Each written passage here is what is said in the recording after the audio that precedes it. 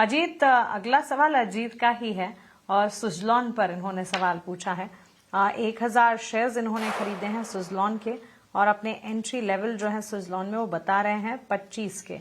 और last trade के हिसाब से अगर देखें स्टॉक प्राइस में हमने देखा है मूवमेंट 45-46 के लेवल्स, और काफी समय से हम देख रहे हैं कि इसी रेंज में स्टॉक फंसा हुआ है। हालांकि इनकी खरीद जो है 25 की है, वहां से ऊपर जा गया है और 1000 शेयर्स हैं तो 20-21 हजार का मुनाफा भी ये देख रहे हैं। सुजलॉन में क्या एग्जिट कर किसी और स्टॉक में एंट्री की अपॉर्चुनिटी या राय आप देंगे, या फिर अब भी पोजीशंस को इंटैक्ट रखे वो?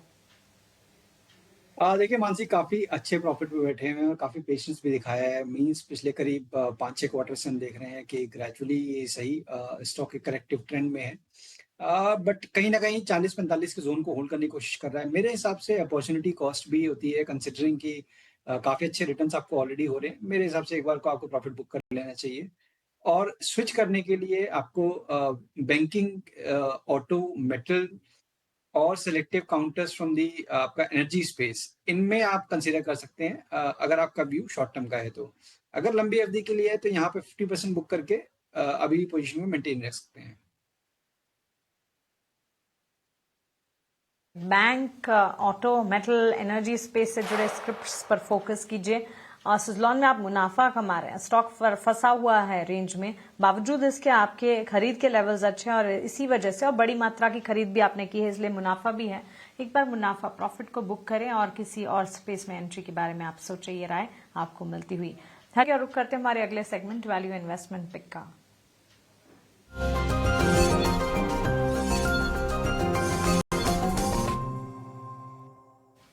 हरीश, आपकी तरफ से वीआईपी शेयर्स की लिस्ट में आज कौन से शेयर्स हैं? मेरे डाटा से आज एक ही स्टॉक यहाँ होगा, क्योंकि जिस तरीके से मार्केट कंडीशन के चलते मुझे लग रहा है कि थोड़ा लिमिटेड पोजीशन ही लेके जाना बेटर रहेगा।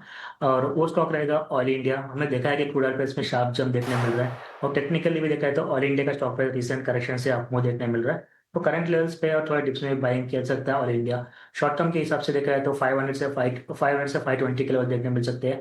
तो पोजिशनली मुझे लग रहा है कि यहाँ पे और पोटेंशियल देखने हो सकता है कि ऑयल इंडिया का स्टॉक्स और परफॉर्म करते हुए नजर आ सकते हैं शॉर्ट टर्म में और मीडियम टर्म में भी। और स्टॉप लॉस मेंटेन करना चाहिए 440 ऑल इंडिया के लिए।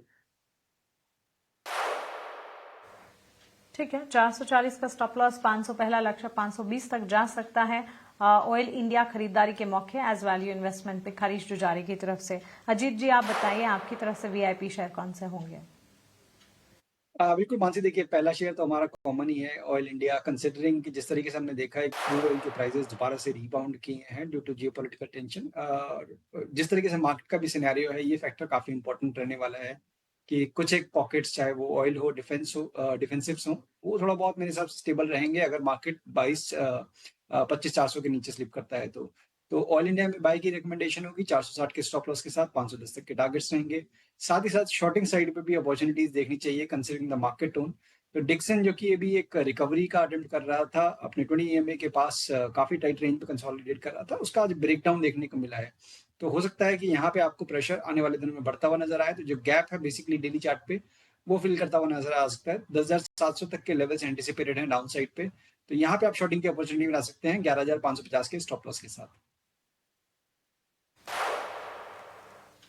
चलिए, तो बिल्कुल ये राय ऑयल इंडिया पर तो हमारे दोनों एक्सपर्ट्स का कन्वेक्शन है। डिक्सन टुवर्ड्स डाउन साइड 11,550 के टारगेट्स यहाँ पर देख रहे हैं। 10,700 का स्टॉप लॉस यहाँ पर आपको मेंटेन करना चाहिए, ये राय फिलहाल अजीत मिश्रा की तरफ से एज वीआईपी।